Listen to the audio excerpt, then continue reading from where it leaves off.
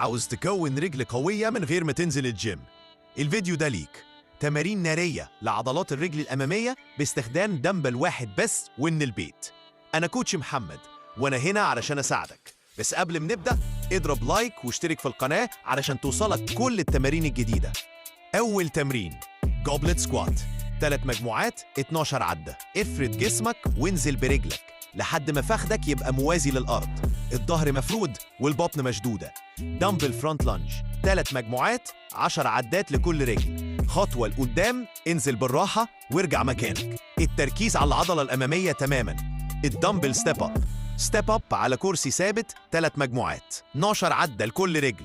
اطلع بالدمبل وارجع. التمرين ده جبار. جرب التمارين دي 3 مرات في الأسبوع وهتشوف فرق كبير في الرجل قدام المراية. لو عجبك الفيديو دوس لايك واشترك علشان في تمرينات أقوى جاية.